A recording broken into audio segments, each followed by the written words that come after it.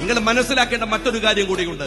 തെരഞ്ഞെടുപ്പ് കമ്മീഷൻ രാഹുലിനെ പേടിപ്പിക്കാൻ ശ്രമിച്ചു. രാഹുലിനോട് അവര് പറഞ്ഞത് ജനങ്ങൾ എന്താണ്, സ്വയം സാക്ഷ്യപ്പെടുത്തിയ തെളിവ് നൽകണം. രാഹുലിന്റെ മറുപടിയുണ്ട്, ഞാൻ ജനങ്ങൾക്ക് മുമ്പിലാണ് അവതരിപ്പിച്ചത് മുഴുവൻ കമ്മീഷന്റെ രേഖയുമാണ്. അപ്പോൾ ഉടൻ ഇലക്ഷൻ കമ്മീഷൻ രേഖാമൂലം പരാതി നൽകിയില്ലെങ്കിൽ മാപ്പ് പറയണം. രാഹുൽ മാപ്പ് പറയുകയല്ല, 5 ചോദ്യങ്ങൾ ഇലക്ഷൻ കമ്മീഷനോട് ചോദിക്കുകയാണ്. 1, ഡിജിറ്റൽ പതിപ്പ് നൽകാത്തത് എന്തുകൊണ്ടാണ്? 2, വീഡിയോ ദൃശ്യം നൽകാത്തത് എന്തുകൊണ്ടാണ്? 3, വോട്ടർ പട്ടികയിൽ ക്രമക്കേട് നടത്തിയത് എന്തിനാണ്? 4, മറുപടി പറയാതെ ഈ ഭീഷണി എന്തിനാണ്?